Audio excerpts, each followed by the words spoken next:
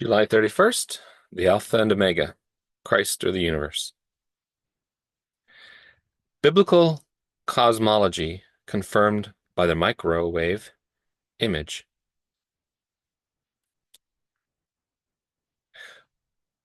The book of Hebrews states that the universe gets old and that the heavens perish and are folded like a garment by the Lord, and the context is John 1:1. For it states in Hebrews 1:10 to 12 in the beginning, which appears to confirm a starting point for the heavens and the earth, whereas John 1:1's in beginning stresses a transcendence, which stipulates that there was never a point in time when Christ, as the Logos of John 1:1, didn't exist. He always was. Hebrews 1:10 further reveals the in the beginning aspect of the prior universes, as well as that of our present era, which commenced with the creation of planet Earth in Genesis 1. The link above describes the prior universes and the imprints left behind after each Big Bang. The biblical perspective is that the current universe or universes will be done away with, as stated by Paul using the pronoun they will perish. But you remain, meaning that Christ remains, while Hebrews 1:11 states that the universe grows old. This implies that the pantheistic theories of those who believe that the universe is God cannot be, so since the universes equals plural, wear down and are folded like a garment until the next eon, when the book of Revelation presents a new heaven and a new earth. They even state in the article about the different ages. Here's a quote from the link. In the scheme that I'm proposing, you have an exponential expansion, but it's not in our eon. I use the term to describe the period from our Big Bang until the remote future. I claim that this eon is one of a succession of such things where the remote future of the previous eons somehow becomes the Big Bang of our eon. The statement appears to be implying what is already stated in Hebrews 1:10 to 12, as well as Revelation 21 to 22, new heavens and a new earth. The remote future that he is talking about is located at the end of the millennium in Revelation 21. Yet, from their perspective, God isn't included. Yet, in another article, not present in this link, they are acting as observers, but they themselves realize that they don't possess the present tools in order to prove their points of view, and they state that this matter requires a new physics. Whereas the Bible already presents this same cosmology without the so-called scientific speculations of the observers. Here, we now witness how Paul's statements comes into line with what he mentions in Romans 1:20. For the invisible things of him from the creation of the world are clearly seen, being understood by the things that are made, even his eternal power and Godhead, so that they are without excuse. 2 Peter 3:10 to 11. But the day of the Lord will come as a thief in the night, in the which the heavens shall pass away with a great noise, and the elements shall melt with fervent heat. The earth also and the works that are therein shall be burned up. Seeing then that all these things shall be dissolved, what manner of persons ought ye to be in all holy conversation and godliness? The above verses may very well imply two cleansings. The first, which is our present planet Earth and its atmosphere, is most definitely involved in the process, whereas the second is not so clear, yet the statements in Hebrews 1:10 to 12, and what science is now telling us about the expansion of the universe, as well as the facts regarding the law of entropy, are now telling us that the universe itself is wearing down and a new eon approach. Whereas the Bible states that in the eon that is approaching, sin and death will be done away with, and this will entail a new beginning for our universe, in what can be termed the age of reconciliation between the heavens and the earth. In the book of Job, the devil states that the heavens are not perfect in God's sight, and Hebrews 1:10 to 12 backs the statement, and the contrast is presented in these verses in relation to the eternity of the alpha scenario, which runs from Hebrews 1:10 to 12, with emphasis on verse 12, since universes have a starting point and an ending point. Yet the Son, who is of the order of Melchizedek, had no commencement point in the alpha scenario of eternity prior to the incarnation, which equals no sonship. See Hebrews 7:1 to 3.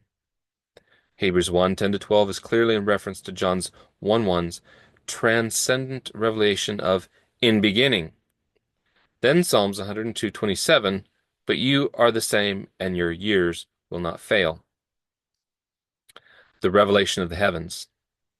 For since the creation of the world, God's invisible qualities, his eternal power and divine nature, have been clearly seen, being understood from what has been made, so that people are without excuse. The microwave imprint of prior universes is a testimony of what Paul is speaking of in Romans 1:20.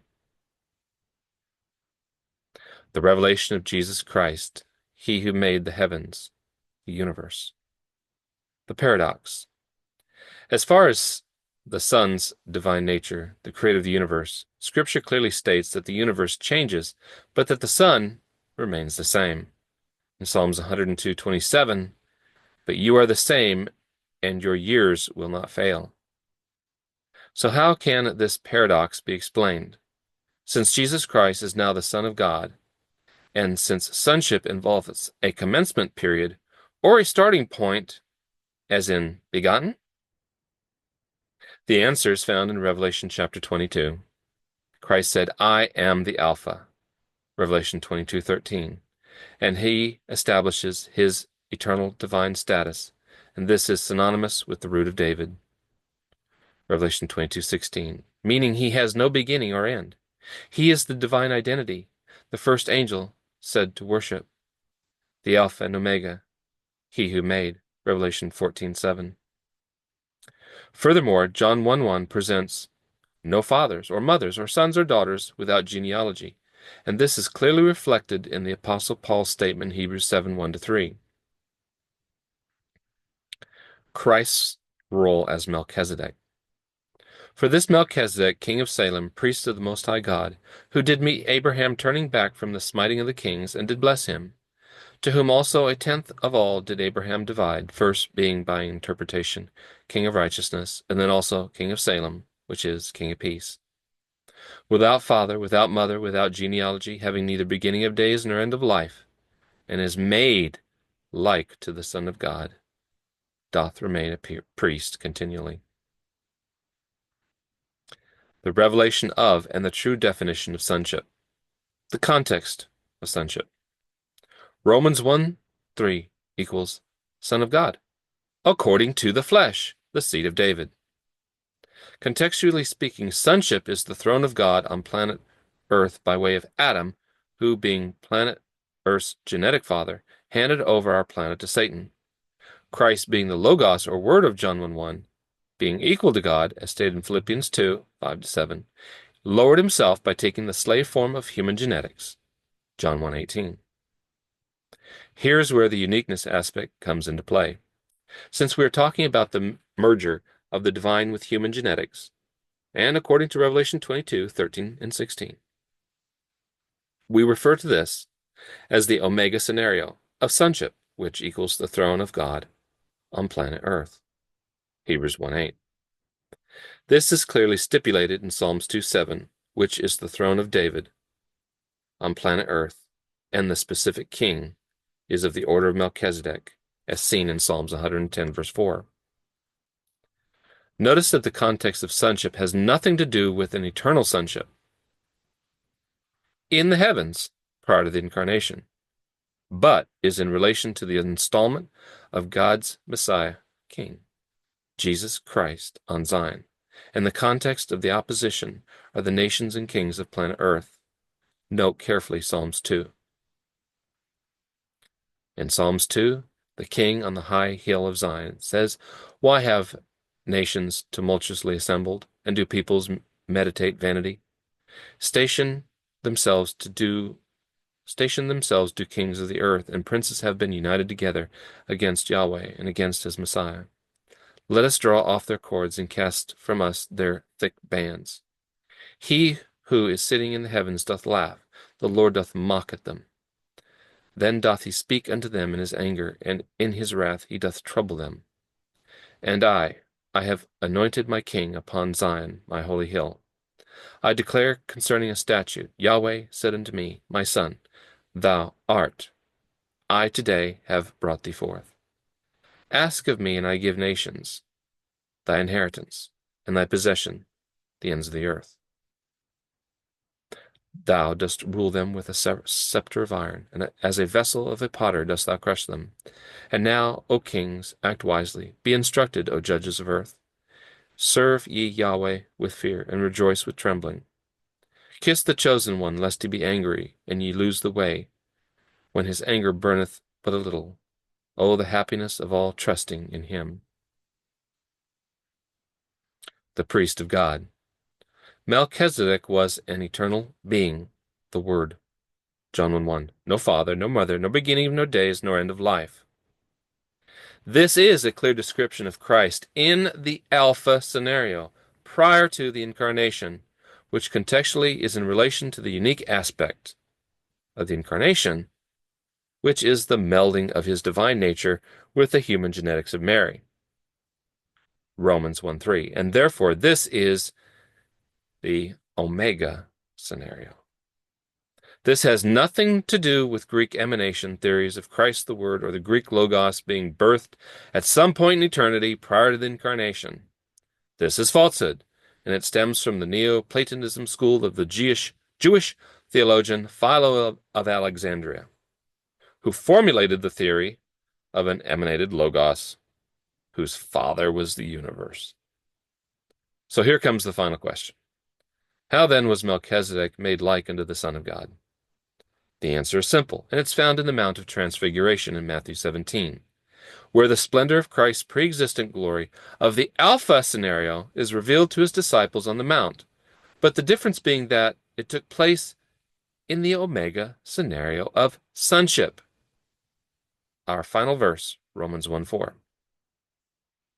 Melchizedek made like unto the Son of God relies upon the fact that at the resurrection from the dead, Jesus Christ took upon himself all the former glory of Melchizedek, his eternal transcendence, and stated by Paul, without father or mother, beginning of days nor end of life, and placed it upon the uniquely begotten God, made human, genetic combination. That is the reason as to why the book of Hebrews states the following. Under the sun, thy throne, O God, is to the age of the age. A scepter of righteousness is the scepter of thy reign. It brings to completion what Jesus had told the scribes about the Messiah being before David, and therefore wasn't the son of David, since he was before David in the Alpha scenario. Jesus was quoting Psalms 110, 1-4. The order of Melchizedek is found in Psalms 110, verse 4. In order to prove this point is the fact that Son of David and Son of God are synonymous with each other according to what is stated in Romans 1:3. Son of God according to the flesh, seed of David. So if Christ was before David, he was not an eternal son in the Alpha scenario, because from John 1, he was also God or eternal Father number 2. Why? Because the prophecy of Isaiah 9 states that a child is born and a son is given, and one of the names of the Messiah who would sit on the throne of David would be Everlasting Father. So here we have a major contradiction with the Trinity, since Trinitarian doctrine teaches that the Son is not the Father. So the fact is that this new revelation of Christ being eternal Father number 2, Isaiah 9:6, cripples the Catholic teaching of God the Eternal Son, which has engulfed the Christian world by way of the teachings of the creeds in both the Catholic and Eastern Rite churches and Protestants, that Jesus was begotten by the Father prior to the ages in some form of mystery that they cannot explain. Of course they cannot explain it. since the theology came from the Greek mythical theology of Neoplatonism's pantheistic universe, which emanated a logos, and in turn this emanated logos created everything else in the universe. The early church fathers, being heavily influenced by Philo of Alexandria, removed the impersonal elements and personalized the universe as the Father, as well as the Logos as being the eternal Son, which would then be the creator of the material world. So the original blueprint of the eternal Son doctrine came from Neoplatonism and not from the Bible.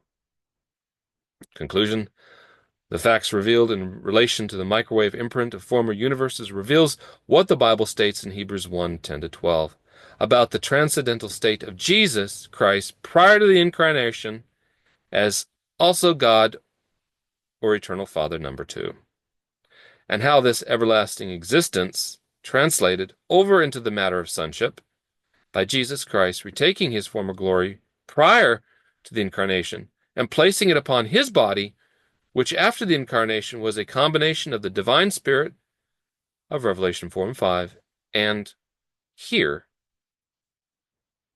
in the form of the Lion of the tribe of Judah, who is the root of David, which equals the Alpha scenario, and is depicted as the Lamb, human genetic factor, with the seven spirits of God, as well as marks of slaughter, a two-in-one being, which implies the unique aspect of the begotten at the correct point in time, which was when the Holy Spirit overshadowed Mary.